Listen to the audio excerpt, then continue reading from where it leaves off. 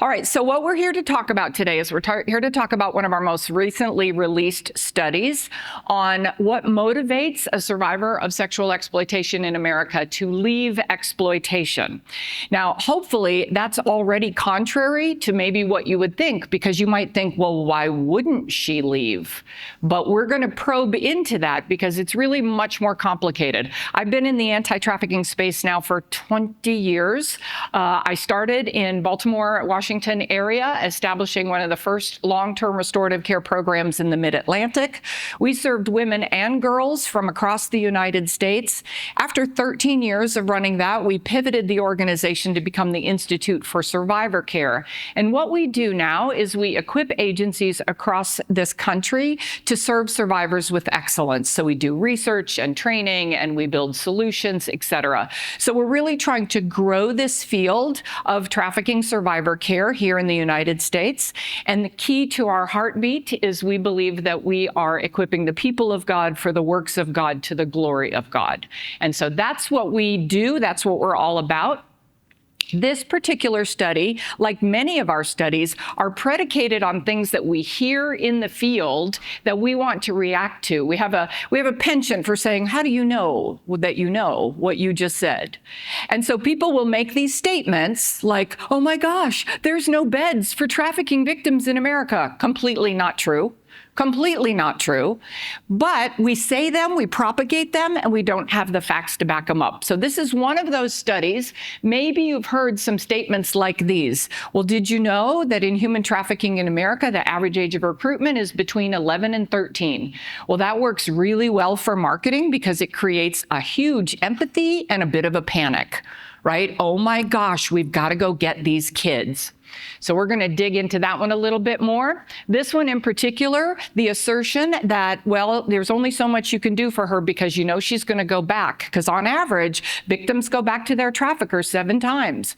Well, we chased down that statistic, and as it turns out, it's not related to this field at all. It's borrowed from the field of domestic violence. And so we can't necessarily say that we can extrapolate somebody else's statistics and let them apply. So we have to do better research. We wanted to get more about that. You know, those human trafficking victims, they're afraid of cops. They're not going to go to cops. You know, all the cops, they're all in on it. And so, you know, they're not going to talk to cops. Well, in 20 years, that has not been my experience at all. And that trafficking victims don't want to go into residential programs, or they don't want to go into faith-based programs. In 2024, we did a study specifically on faith interventions. Because of the 251 shelters that serve trafficking victims across the United States right now, 66% of them identify as Christian organizations. In that study that we did that I presented a couple of years ago here we found 75% of victims said, no, I actually want to go into a Christian program. I actually want spiritual care as part of my healing mix. And so that's very helpful to hear from survivors directly what kind of care they're looking for. So these were some of the statements that get thrown out there that we say we've got to really probe into that and ask survivors themselves what is true for them. We wanted to gain some insight into what motivates a survivor to exit, because while there's a lot of fanfare around the idea of rescue, I will tell you that my experience with this population is nobody's happy to be rescued. You basically have done something to them, and not necessarily of their own will. We think it makes a great movie, and it does. But those individuals have a tendency to roll on back because it wasn't her decision. So we're going to talk a bit more about that. What helps them make a permanent exit? What has to be in place in order for that to happen? Why do some individuals recidivate back into exploitation? Again, we may have from our own mentalization, like, why would anybody go back to abuse? But then we have countless stories of people who do, whether they are children or spouses or whatnot. And that's a phenomenon that's really quite baffling to us, why people continue to go, the dog goes back to its vomit, so to speak. Why does that happen in cases of abuse? Well, we wanted to probe into what is a true recidivism rate for this population. And then we're always asking, because we're trying to make this field better and stronger and more equipped to serve survivors, what could we be doing differently that might help to effectuate more successful exits? So those are fundamentally the research questions we went into with this. What we did was we created a survey that we delivered online, and we issued that to survivor communities across the United States. Now, one was going out through those 251 shelters to say any of your residents currently could certainly participate in the study. But then we went out through various survivor networks, and there's a number of them in the United States right now. And so we sent that out to them and asked them to propagate and further that invitation to other survivors within their communities.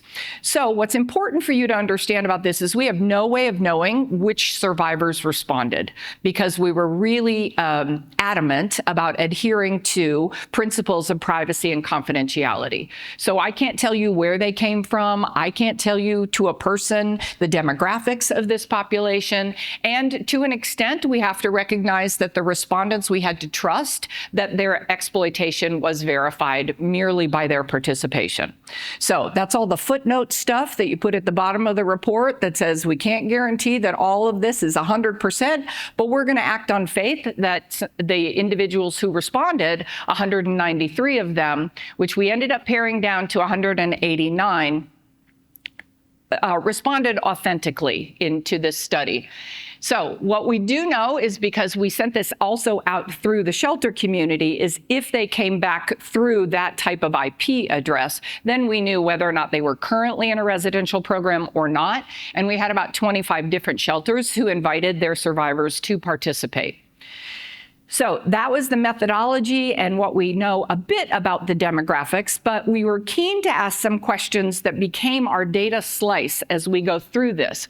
One was we wanted to understand what their current age is, because that's going to matter a lot as we look at some of these points. So we had 189 respondents, all of which are female. Now that is not terribly askew to national averages, because in the United States, the population most likely to be victimized in sex trafficking is female, anywhere from 94 to 97%. We all know that men and boys can be trafficked, but proportionately, it's not surprising that we would get all female responses. What we found was that the average of the 189 was around 38.6 years old. I'm sure none of you are thinking, that's old. It's not.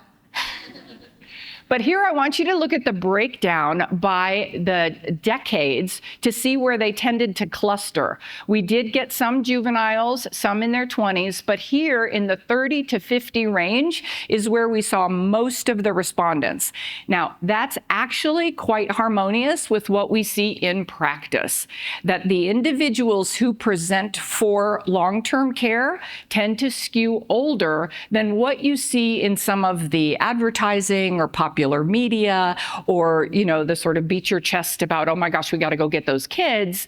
They're generally not the ones that are presenting for care. And we can talk much, much more about that. But you see, we also had individuals that went all the way up into the very young 60s.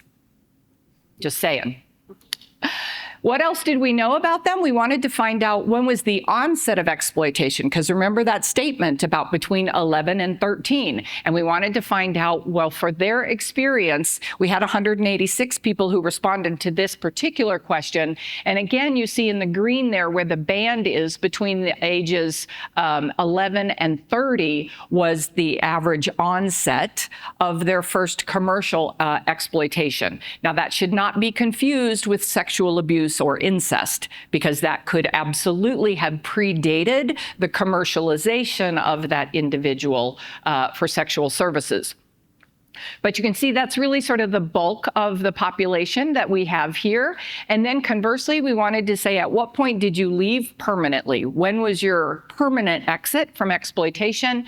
And you can see that it's kind of hovering slightly larger in the 20s to 50s range is when people have left. Now, why does this really matter to us? What we found was that on average, their age of first exploitation was 18.6. And so where that really helps us and correlates is we can say that tends to hover around after leaving home. And now we don't know under what circumstances leaving home, but out of high school, now I'm sort of making it on my own. You can kind of imagine scenarios here. My particular area of expertise in the field of sex trafficking in America is familial trafficking. And so I study particularly parents who sell their children here in the US. And so we wanted to ask questions about, did you experience specifically familial trafficking? Was your exploiter a family member? And look at the difference in age. If we see generalized, when was your first exploitation? 18 plus. But if your exploitation was at the hands of a family member, the onset of that was 9.4. And that is actually something that we see quite common as we're looking at state level data, is that if the exploiter is a family member, the onset of that commercial activity is much younger. In this case, half as young. So that's pretty important for us to anchor in. Same with exiting. We found that in general, they were exiting around the age of 33. That's when they would say, I'm done. Like, I'm over it. No more. I'm not going back. I love the phrase, sick of being sick, tired of being tired. That's the one we're like, that's the magic phrase. But if they exited as somebody who was a victim of familial trafficking, you see that their number's around 18.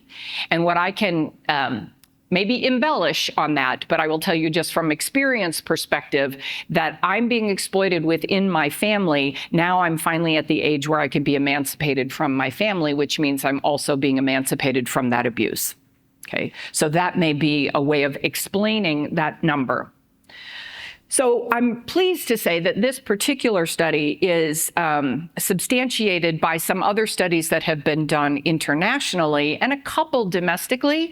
We wanted to find out whether or not our sample size of that 189 was credible. And after doing the literature review, what we found out was it's actually the largest study that's ever been done globally on this subject, which is, go team, right? So what we have is this particular study, 189, but look at the harmony of average tenure in exploitation, around 14 years. And that should be shocking to all of us because you think somebody has endured abuse for 14 years. This isn't something that you just sort of pass through. And if we start to build a story to say, if my onset was 9 or my onset was 18 and I'm now presenting at 33 because I'm done, simple math, half my life has been spent in that world. So when we on the outside sometimes have these assumptions or judgments or expectations, she should just want to be square. You know what a square is, right? Y'all are squares. If you're not an exploited person, you're square. You're welcome. But they should just want to be square. And they're like, I don't even know what your life is like. I haven't lived in it for half of my life. And one survivor tells me, she goes, what I don't understand, Miss Jean, is why you only have sex with one man. I had to think about it, like for a minute. Just kidding, don't put that on camera. So I told you we were particularly interested in how the slice of familial plays out with this population. One, because the numbers skewed so much, but because I've been doing this particular work for about 5 years, I was already keyed into the fact that there's going to be some delta in the data on familial. So we asked them, were or are any of your family members involved in sexual exploitation as victims? So imagine we've got this girl, she's 14 years old, she's being trafficked by her mother. We wanted to know, is anybody else in the family being trafficked as well? And what we found out was, yes, in fact, that was common, that it was more often than not the female relative in the household that was also being trafficked. Okay, not terribly shocking, but look at that. My mom, it was number one, my mom and me are both being exploited in the same household. That's really helpful because that may help us to understand things like generational trauma, being raised in a culture of exploitation. This is the family business. This is what we do. And that's a very, very different psychology than, let's get you out of that criminality. It's like, that's my family. Very different. Were or are any of your family members involved in sexual exploitation as exploiters? Are there traffickers in your family? We got higher than we expected. Roughly, we got about 45% of them said, yes, in fact, there's somebody in my family or multiple people in my family are exploiting other people. Who are they? More often than not, it was the parent. Okay, again, not terribly surprising. What we've seen in terms of the study that we've done nationally on familial exploitation in America is that 60.4% of the time it's the biological mother who is exploiting her children. So we cannot walk around with the blinders on and say a mother would never do such a thing to her children when in fact that's not true. Here's what was really interesting when we combined together and we looked at, in your family construct, other people are victims and other people in your family are exploiters. What we found was that 97% of this population had one or the other in their family. Only 3% of this whole population could say, no, I'm the only one in my family that this has happened to.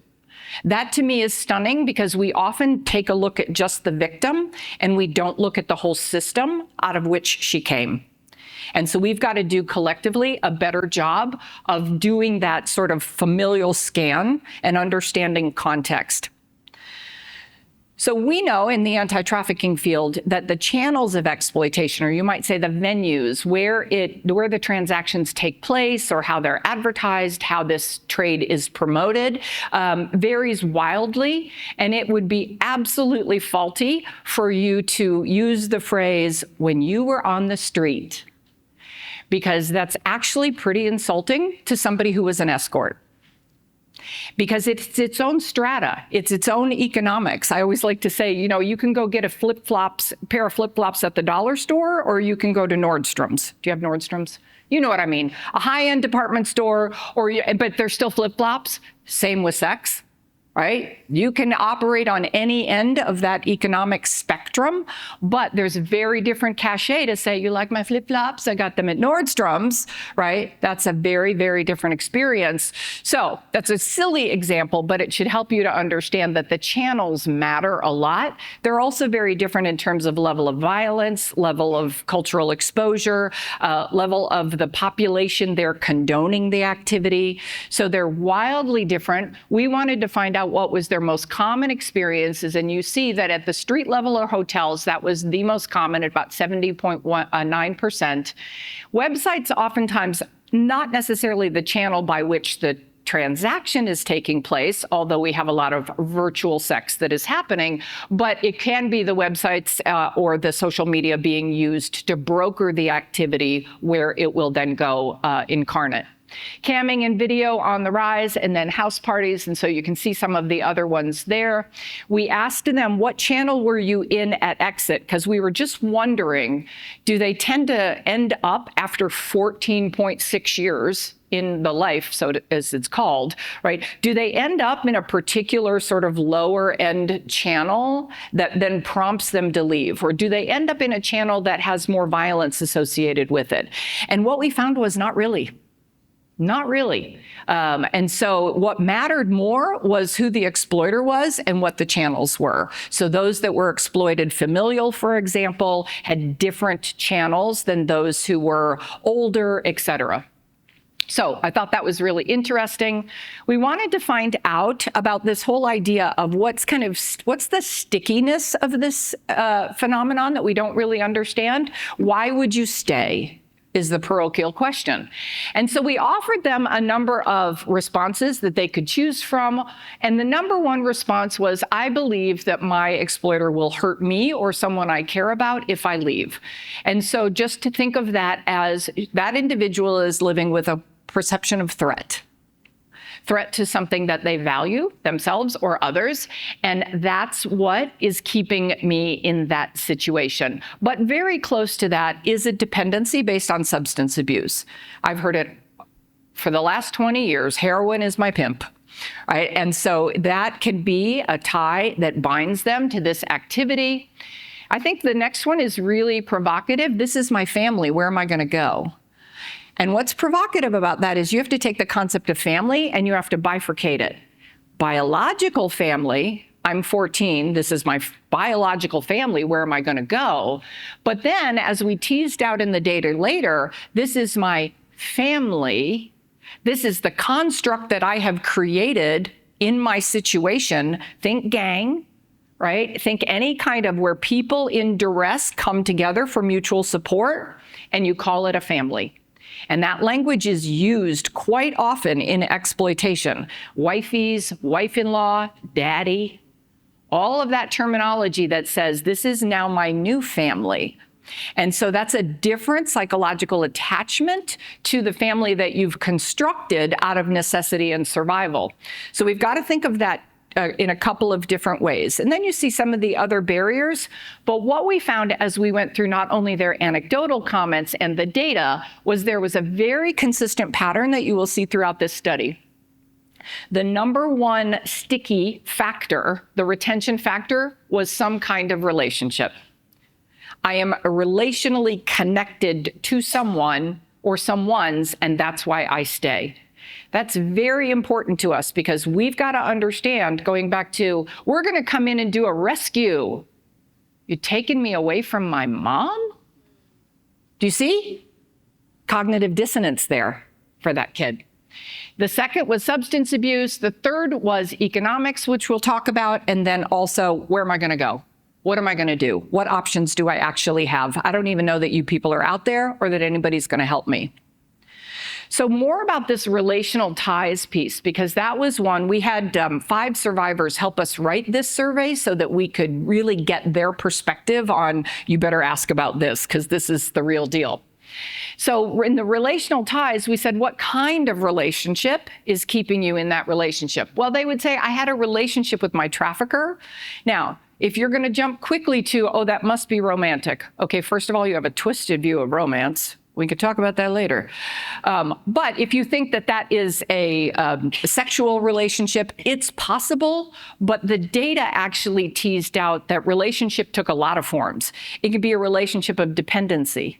It can be a relationship of protection. It can be a relationship of provision. It can be any of those kinds of relationships. He's my sugar daddy. That's the only way I get money, right? Or I get to racket his house whenever I come back from, you know, ripping and running. So having a relationship with the trafficker is important. We're going to be wiser in unpacking what is the nature of that relationship and what need is being satisfied there. I believe that some of my customers are my friends. I'm going to pause on that one. You've really got to go there, because while that's really uncomfortable for us and it's something that goes against the narrative, because I want to rescue from these horrible people who want to hurt you, when you have been in that life for 14 years, you develop relationships, you have your regular customers, you have the guy who will pick you up at jail, you have the guy who will let you rack on his couch or get you at rehab or whatever. And this becomes your relationship sphere. And we've got to pay more attention to the fact that I've worked really hard to build this network of support around me, and you want me to let it all go. Then what am I going to do? I got to do that all over again. If you've ever relocated to a country that you've never been in before, you realize I'm starting all over again. And that's daunting. My drug dealer was also my trafficker. We talked about this, but also the other victims became my community, my wife-in-law, my sister girls, right? We're a family. This is a deeper psychological bond than we've been paying attention to. And so we've got to honor the fact that we are asking a significant relational cost when we are trying to get somebody to leave. You know, I had a survivor one time, she was so instructive to me, and she said, I've been getting high with my family since I was 9 years old. My mom was the first one to shoot me up with heroin. It's what we do in my family, right? My brother's a drug dealer, the whole thing. Okay, that's the culture of her unit. Now, she's in my program for 12 years, seems like it, 12 months or plus, and she's been walking out sobriety. And now we're starting to talk about what's her life going to be like after the program. And one of the most hazardous things that we would say is, and you can get back with your family. And immediately she's got to go, okay, doing that means going back to getting high. I have to give up my sobriety to have my family, because the substance use is not addiction the way we commonly think about it. It's socially connected. It's the validation of belonging in that community because that's what we do. So do you see how that's a much harder proposition than just, no, you'll be able to stay sober? You don't understand my life. So, very interesting about camping out on relationship. This was also, I think, much more contemporary than some of the other studies that we have, is that more of these survivors spoke to the fact that not only are they having these acts of abuse, but they're being recorded. And those acts of abuse, which we like to say are recording her worst memories and sharing them with the world, become a digital imprint on her future as she perceives it, and frankly, in reality. So now she's sitting here and she's working this program and she's working on sobriety and she's doing the job skills. And then we start talking about life outside of programmatic care. And she says, my smut is all over the internet. Who's going to hire me? What man is ever going to want me if he can just Google my name and he's going to see the worst things I've ever done? And so that idea of that's an imprint on me that will never come off, right? Think of that spiritually. I can't wash off the stain.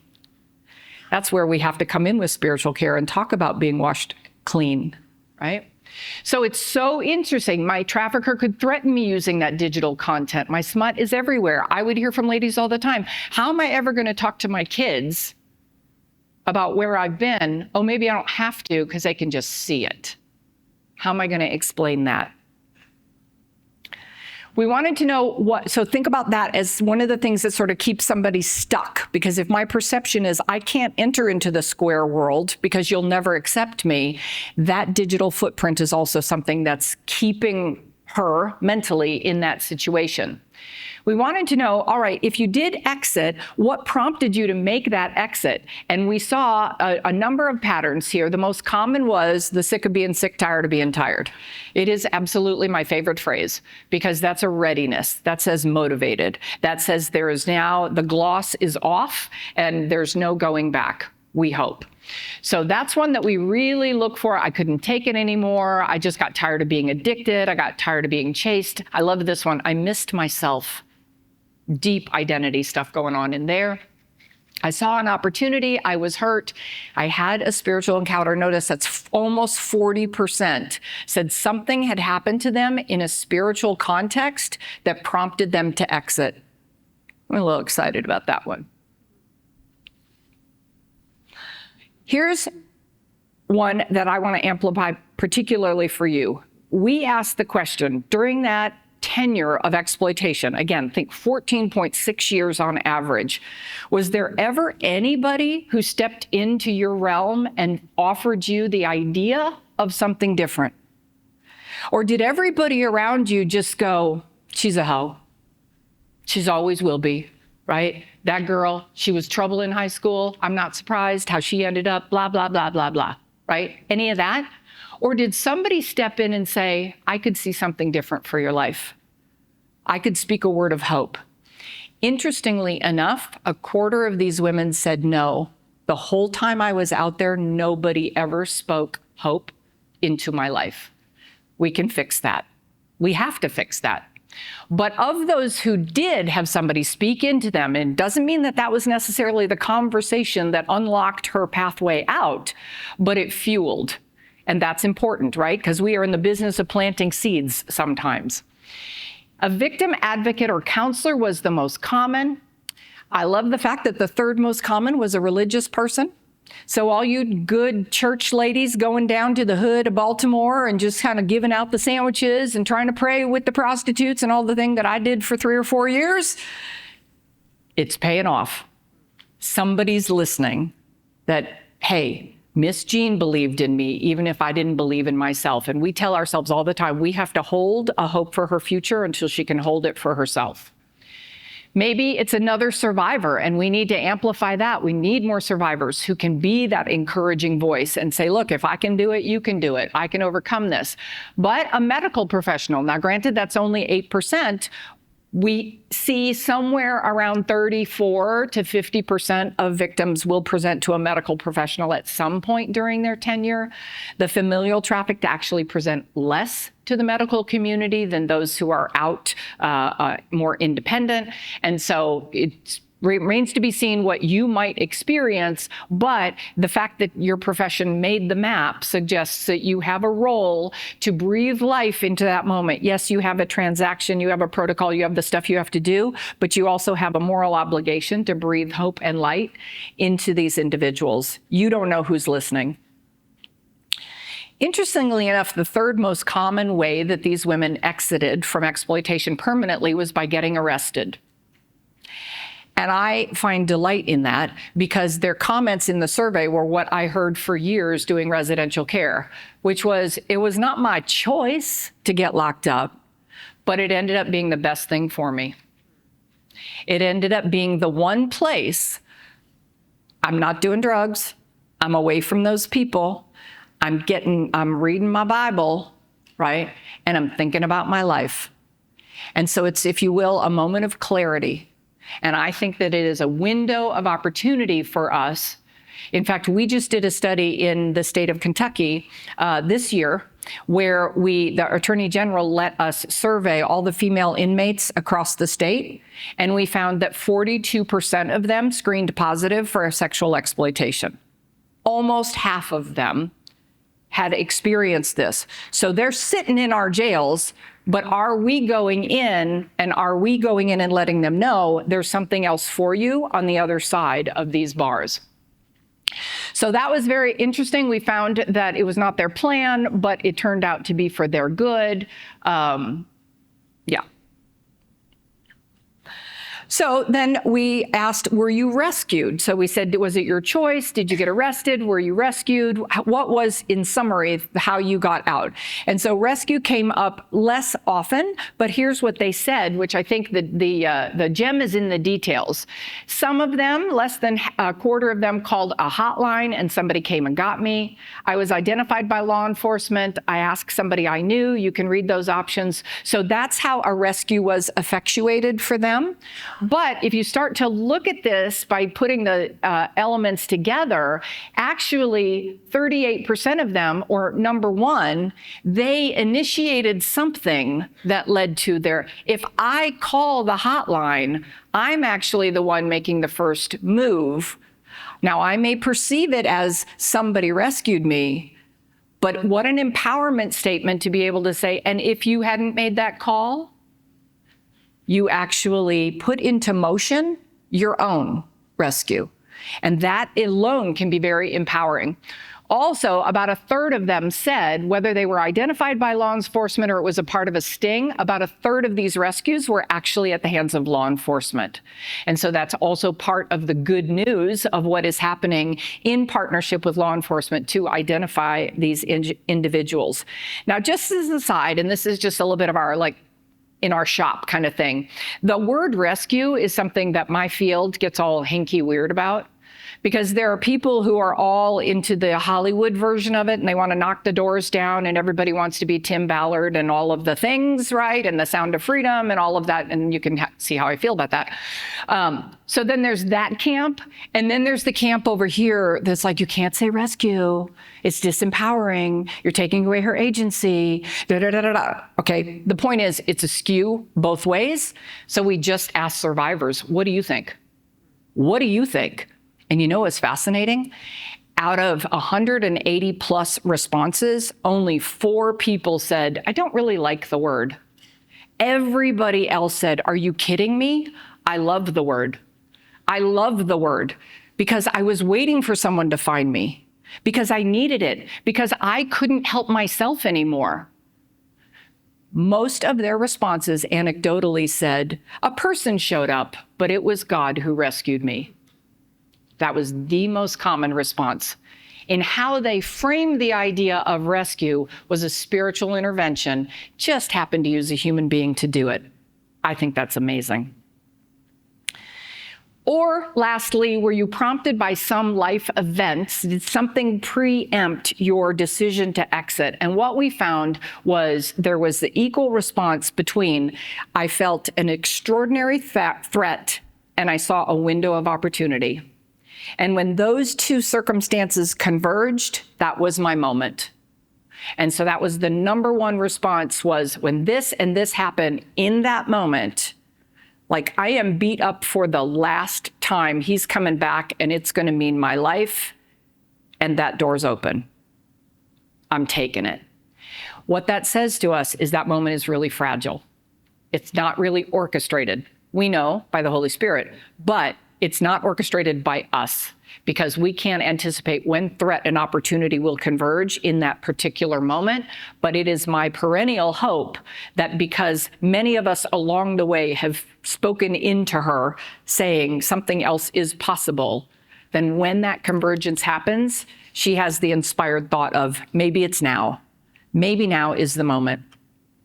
But for some of them, they are tragic situations like attempting suicide, having a deep spiritual experience, witnessing something really horrible, oftentimes harm to somebody that they cared about, being hospitalized. You see, that's like 20%. And so there's another opportunity for you all, and also overdosing. So we're taking all of this data in, and what we wanted to find out was how many times on average, based on this population, could we look at recidivism? Is it really 7 times that they go back to their trafficker, or do we have a different number? And what we learned from our particular data, we asked them, what was the likelihood that you would ever return to exploitation? And so we have 68% say, no, absolutely not. I highly doubt it. I'm not sure. And yeah, there's a risk. And I think we should be okay with the fact that for some folks, there is going to be an ambivalence. There is going to be a sense of, because we did not ask how long have you necessarily been out of exploitation. So they might be in a fragile state and not actually secure in the areas they need to be secure, so that there's still not a risk that they might go back. But what our data is showing is that on average, the recidivism rate is around 2.6 times. Now, what we're doing with that information is we're encouraging the people in my field to speak into survivors, because oftentimes in shelter care, we'll see a gal and she'll blow out, and then we'll see her again in a year and a half, or she'll show up in Tennessee and we're like, oh, you got her now, right? And so sometimes there is that kind of mobility and program hopping and things like that. But now what we can do is say, it's your 3rd run. You about done, aren't you? Statistically, you about over with this, aren't you? And even that can be an encouragement for her not to think this goes on forever, right? So we're looking for ways to speak positivity into this population. They don't hear a lot of it. And what are the prompts in that 2.6? What is the temptation? What is the demonic voice that calls them, that beckons them, that siren back into exploitation? And we see that the number one answer was economics. I don't have any other way of making this kind of money. I've heard it for years and years and years. That's great, Miss Jean. I'll go ahead and make your little jewelry and do your like whatever, but I'm not going to be able to live on this. Right? I don't have an education. I got a criminal record. Who's going to hire somebody with felonies? Da, da, da, da, da, right? And I cannot support my kids working at Wendy's. And so she's looking at this from an economic perspective, and she's like, you know, at least I'm making bank when I'm out there doing that. And so that's a pragmatic decision on a level. While we don't like what she has to do to earn that money, we have to honor the fact that she's making an economic decision. I think there's a lot of opportunity with the second one, that they feel like they have no options. We've got to do a better job of communicating that, in fact, there are options. The substance abuse continues to present itself as one of those ties. I didn't feel like I could return to my family. Anecdotally, this was more family of origin, right? For some of the ways that I have illustrated to you. I wanted to reconnect with a relationship that had a more romantic component to it, or criminal charges.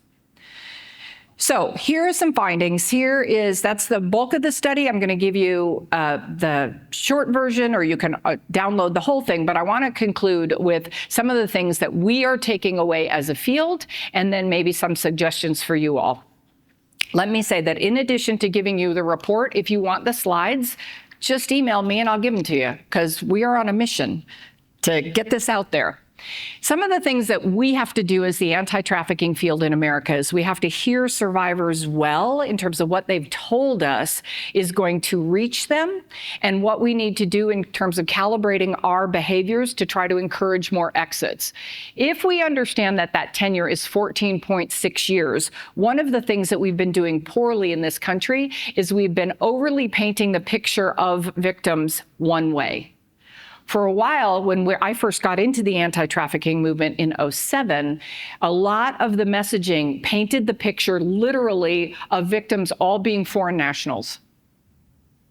What we're finding based on the data is no, actually, the disproportionate population that presents for care, at least, are American citizens.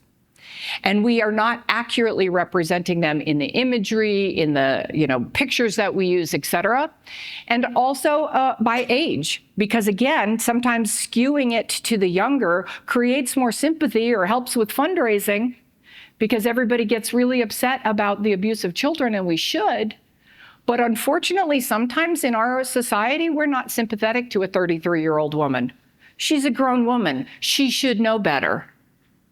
But it's devoid of us understanding she has spent half of her life in that reality.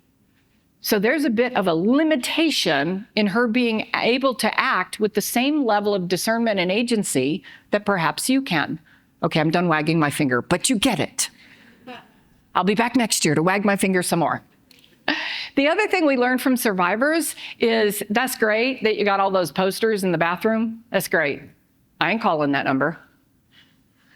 I see a poster that's printed by the government with a phone number on it, and that says cop to me. I ain't calling it.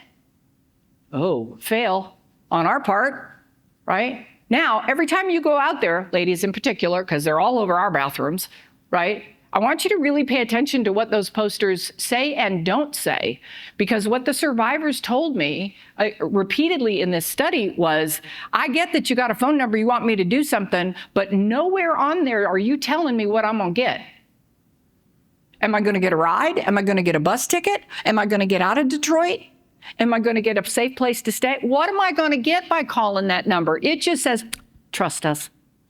Call. And the victims, can you blame them? The active victims are saying, why would I? So we've got to fix that in the way that we do it. And if you're in a hospital setting where I see, like these came out of Baptist Health in Kentucky, we've got to think about our own messaging and PR campaign, PSA campaign, that says, here at Baptist Health, if you call this number, or if you do the sign, or whatever it is that you have to do, or you put the sticker on your urine cup, or whatever it is that you all decide, if you do that, here's what will happen. And spell that out, because she's got to make a decision. Because if she thinks, call that number, and that means you're calling the cops, she's like, later. So we also, as I've said over and over, because the data was crystal clear, the number one most critical component was relational connection. It's either going to keep me there, or it's going to be the motivation for me to get out. It's going to be a relationship with somebody who speaks life into me, that's going to encourage me that that's possible, and that's part of a relationship. When they said sometimes the advocates in jail were the most encouraging people they'd ever talked to. Girl, how many times do you want to show up here? You want to keep doing this? You want me to see you again next month? You can do better than this. You're smarter than this. Da, da, da, da, da. All of that investment pays off. So what we learned from them is we have got to stop this thinking about, oh, it's always because that's the boyfriend and it is a romantic relationship that is necessarily the bond. Even in the screening that you might do in your setting, we've got to go beyond that one way of thinking of relationship. What's the dependency? What's the provision? What's the protection? What do you get out of that relationship that you need in your life? Because that's real. You know, I had a cop in Maryland. I lived there for about 30 years, and she was the child recovery specialist. And she said, what we fail to recognize is that the kids who run away are running from something. And we blame these kids as juvenile delinquents, but what we don't understand is that kid is trying to solve a problem. If we're smart, we've got to ask, what problem is that person trying to solve? And so if she has come up under somebody who treats her horribly, she's trying to solve a problem. We as caregivers have to understand what she's trying to solve, and can that need be met other ways? That goes back to options. She just doesn't see any other way than having Hooziwa be the one who's making that provision for her. I never call them pimp. I have a lot of other names. Familial trafficking showed up again in this study. When I give you the link to our library of research, you can download the whole one on familial trafficking as well. What's interesting about that particular subtype of exploitation is we're now seeing states across the nation pick up familial trafficking as a key working group for the state. In Kentucky, it's estimated at 60% of the kids in this state are trafficked by a family member, caregiver, foster parent. On national averages, we're seeing about 47%, 42 to 47%. And so if it's half or better than half, in your capacity, you have to at least hold open the possibility that a family member is involved in the exploitation of this child. And we have to pay a lot of attention to the fact that the nature of severing that critical relationship is a price perhaps too high for that person to pay. If they're a child, how do I leave my family? This is the only mom I'll ever have. Some of you may have said this. Well, she's a mess, but she's mine. Okay, maybe just my mother. Say it. The relationship also with their children, that would be a great screening question for you to figure out, because what we found in this study is that children tended to be the leverage point of, if I can care for my children, if I can get my kids back, if that's the carrot on the other side of this invitation, that was a yes. Conversely, if I've got children with the exploiter, right, or somehow the children are connected to that life, that's also a retention. So we've got to better understand what is the relationship she has with her children and what's her motivation around those relationships, because that might be a key to how you talk to her going forward. We found that almost 40% of this population said that when they had the idea to leave, when they said, it's time, I'm sick, I'm ready, I'm over it, their first idea was, who can help me? They didn't always know that there would be a shelter program, and few of them knew that there were 251 trafficking shelters across the United States, so we've got a marketing job to do. But they looked for someone else to help them. That's important because that goes back to somebody else helps me means I need a relationship. So any of your churches that are involved in street outreach, encourage them, pray for them, equip them, get more volunteers. How can we get an army of people out there who are not only breathing life, but they are also the ones who are starting that course of relationship that could be a part of the exit? We learned that the first thing that they want to do is get out of where they are, physically move. And so that's really important. What we're seeing in our data for survivors nationally is about 80 to 85% of survivors will move from and want to move from their area of exploitation. So if I'm running game in Baltimore, I gotta go someplace other than Baltimore for one of two reasons. From a threat perspective, but more often than not, if I stay in Baltimore, it's too convenient for me to just roll on back because I know my streets and I know my people and I can be back in it in a hot minute, okay? So what we see nationally is that people often relocate. And so we've got now 5 aviation service providers who will relocate survivors at no cost. So don't think that's an impediment. We're solving that problem.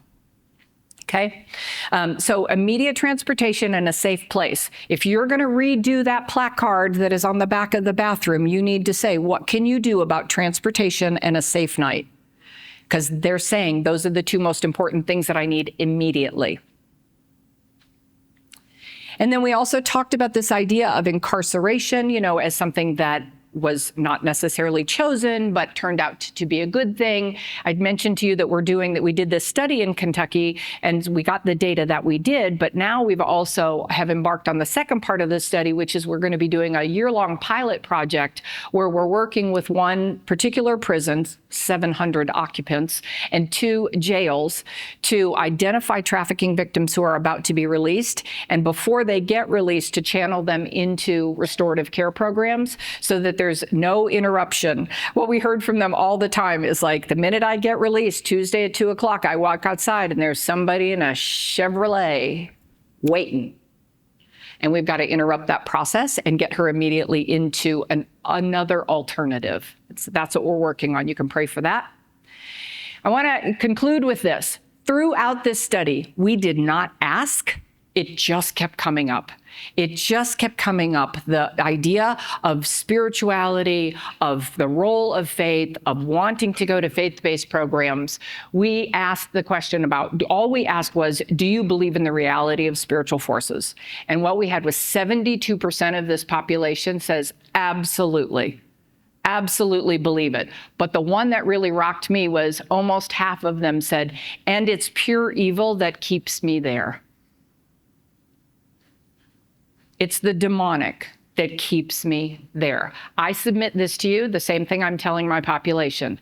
If you are timid about talking about your faith, this is a population who may have more spiritual maturity about good and evil than you do, because they see it all day. All day. So if this is comfortable for you, you might want to, get up on your theology and get tooled up, because they understand it. I have had countless conversations with women who can say, I can look that person in the eye and I can tell you if he's evil. So they have a sophistication about this that we need to meet them where they are and be prepared to engage, particularly as people of faith. And 20% of them say it was a church person, it was some religious person, it was somebody associated with a church, on a street outreach, whatever, that was the one who spoke encouragement and life into me. So the role of faith continues to resonate now in 3 studies that we have done as being incredibly important as part of their exit. So what does this mean in terms of the implications for your particular work? And then we will segue into questions. I just have a few thoughts here. As I have been saying, I think we have to honor the fact that they often have to make a very difficult decision about severing relationship in order to have something that they don't know what it is. They have to leave the known to go to the unknown with people they don't know, and people that, frankly, they don't think accept them. And so we have got to break down some of those relational barriers so that that invitation is more possible. We have to be that encouraging person, as I have said. We've got to work on the messaging that we have to make it much more explicit. Here's what I can do for you. And we have to understand that we can't orchestrate that moment when that inspiration between threat and opportunity is going to happen. But I would submit to you, in your setting, whatever that is, if you're not equipped to respond to an immediate need, and I'm ready now, can you form partnerships with people in your community that you can call and say, look, there's an agency, they'll be here in 20 minutes. We can put you in an exam room. Nobody else can go in there. Like, this is what we can do for you. And I trust these people, and they're coming, and they'll be here in 20 minutes. Right? But can you work with your teams to put those relationships in place so that you can be a part of when that opportunity meets? So with that, that's our exciting study. As I mentioned, we have the executive summary here. You can go online and you can get the full study. If you want the slides, just email me. I will send them to you. But what I'd like to do now is just open up the floor for what questions you might have, and she's ready.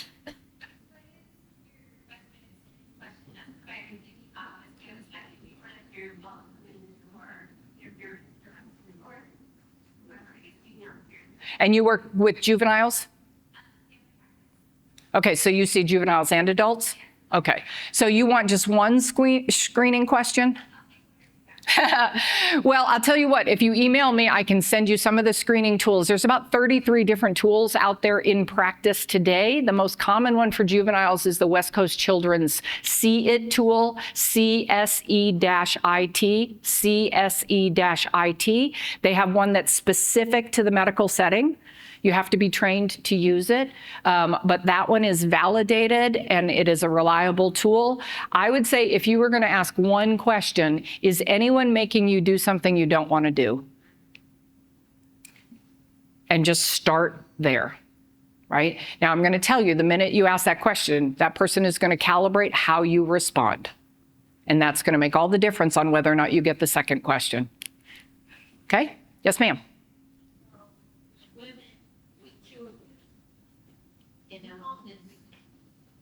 They have age of their children. They can't come, but they are 15. That's a certain age where they be sure and the kids can come regardless if they 15 or 18. They will reach that. Okay, if I think I understand your question, you're asking about whether or not a woman who's exiting exploitation, who has a child in her custody, can go into a program. Yes. Okay. Good question. There are 67 agencies across the United States that take women with children. But to your point, each one of them can draw their own line at which they will or will not take, whether it's a male child or the child's over a particular age or the child's under a particular age. Each one of them, there is no universal approach to the mommy and me type of program. So that's on the downside.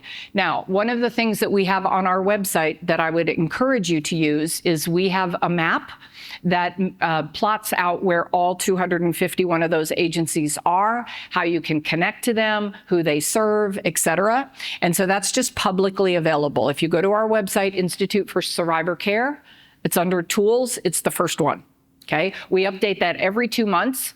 And so that is perhaps the most accurate list out there of what residential programs are available. We are in the process of adding the non-residential services, so that will be coming. But that's where you would get the data about what are their limitations and what they will take. I will say that most of them will take a woman with a child under school age, because the minute you have over school age, you have all these other requirements that the shelter has to do.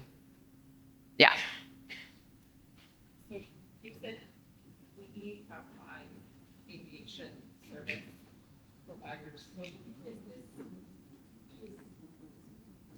The anti-trafficking field, the victim services field, there are 5 aviation providers who are offering their services. Most of them are private craft, and so they are limited to a geography. So there may be some that just do mid-Atlantic and whatnot, but through our case management system, we can issue a travel request and it goes out to all of the providers and they can get back to us and say, I can take that flight.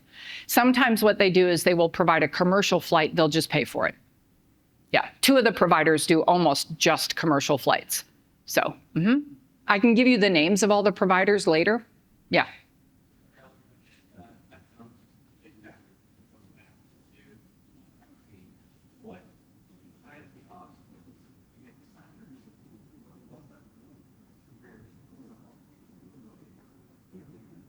Yeah, so that's so exciting because it's one of the initiatives that we're taking on at the Institute over the next 2 to 3 years is we are looking at, we're calling it viable vocations, because our women come with limitations, whether that's education, criminal history, et cetera. And so we know that there are certain professions just not available to them. If you're on the sex offender registry, you have a lot of limitations in terms of what you can do.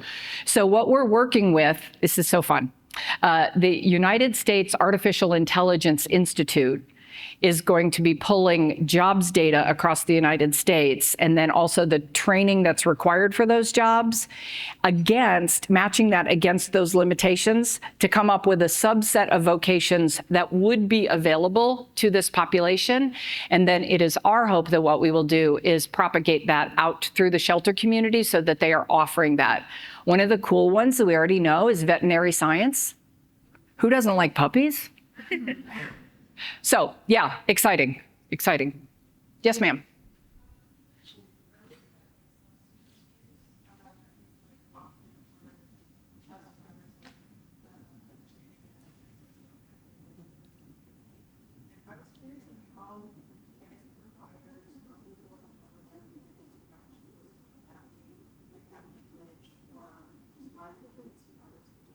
Sure. So she's talking about the intersection of substance use and the relational connection, which I'm so glad that you're picking up on it because it's profound and prevalent.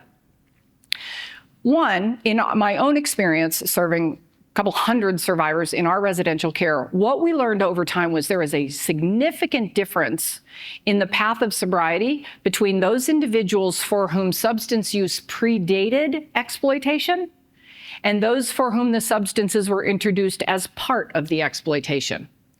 In the latter group, they achieved and maintained sobriety much easier because oftentimes those substances were used to medicate or numb against the abuse. Now, once those forces of abuse are no longer operational on their life, they don't have to be anesthetized. Okay, so we saw a much faster recovery from substances in that population. Conversely, in those for whom it predated, it was often connected to their social group, their family group. I would ask, this is what I do. I would ask them to narrate how they first started using, but tell me the story of using. Oftentimes we just sit down and go, okay, was it meth? Okay, was it coke? And we're focused on the substance. We should be focused on the socialization. If I start getting high because I was not a cool kid, I did it for social acceptance. That's a very different motivation, but it tells you something about that person. So I would want us to do much, much more narrative inquiry about the social context around exploitation. There's a TED Talk, I think it's brilliant. It says everything we ever wanted to know about addictions is wrong. I like it because it's a provocative title. But it's a really interesting guy. I think he's from New Zealand. And he says if we don't understand that what we do, particularly in the Western approach to sobriety, is we actually do the antithesis of what's necessary. We isolate people instead of getting them more connected because the substances already disconnect them. But then we say, okay, for recovery, you have to go away to this facility. You have to be locked in this. You have to abstain. You have to, right? And all of those are further isolations. And he says we have to invert that and actually inject more community, which is why when you look at the longitudinal success of something like AA, it's community-based, spiritual and community-based. So I think that there are many ways of looking at how we're kind of missed the mark on how keenly it's connected to social relationships. Beautiful. Thank you. Yes, ma'am.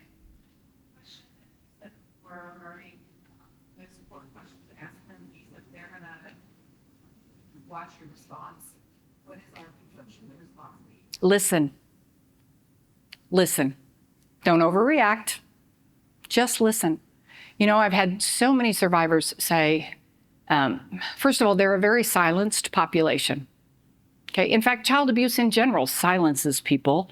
And that's 94% of this population have experienced childhood sexual abuse before being exploited. So they are taught to be a silent and unrecognized population. Scripture tells us all the time to be known, to be seen, and the incredible power of somebody just sees me. I think if you want to have a profound interaction, particularly it's the first encounter with this individual, be present. Don't be looking at your clipboard, don't like your screen, whatever. Be fully present and just listen for as long as you can let that person talk, because she may be starved for that attention. I took a bunch of survivors once to University of Maryland School of Social Work because we wanted to give them some real education. And so we put this panel of survivors in front of them. And it was interesting. One of the graduate students said, what's the most important thing that we could do to help you? And this woman said, look at me. And the social workers all started crying, right? Because they knew that that's fundamentally where relationship starts. See me. What else? Talking about antidotes, steps, in the legality, if, for example, if you don't hear a kid who is a part of illegal trafficking, Sure. So her question is, if she encounters a juvenile that she believes may be involved in exploitation, might be familial in nature, what's the legal consequence? First and foremost, you are not an investigator. You will not be able to tell that it's a trafficking situation, familial or otherwise, because it's not your job. But what is your job is to report abuse. So report abuse. That's what you do, and you gather as much evidence as you can to substantiate that abuse, but they're going to have to pick it up. Now, it's fair game if you work with law enforcement or a detective who says, what else do I need to know? Mom's suspect. You cannot come in and go, I think she's a trafficker. Frankly, you'll be discredited, right? Because you're playing TV. What you need to do is you need to just go, there's something really odd about that child's dynamic when the mother's in the room. That's what you've seen. That's evidence, right? That's something observable. There's something really peculiar about the fact that she always looks at the floor whenever she talks about her brother. I don't know what to make of it, but I just observed it and I wrote it down. That's great information that then will be picked up by somebody else to do that. That looks like that's painful to you. Yes, that's right. And you pray. It's kept me for 20 years. Do you have any advice on creating a safety exit plan with someone who's trying to get out, but maybe doesn't want to involve law enforcement yet? Yeah, so you have to be very careful about excluding law enforcement because of the exposure for you and your agency, right? You have to go by the letter of the law, like reporting abuse. You have to do that. So all of that being said, I think when you have a conversation with somebody about them mapping out what they need, and they'll tell you, this is what I need or this is what I want right now, my recommendation, as I said earlier, is that you have some community partners and this is what they do, and you engage them. I would like to call this girl I know, her name's Jessica, she works with survivors, would you be willing to meet with her?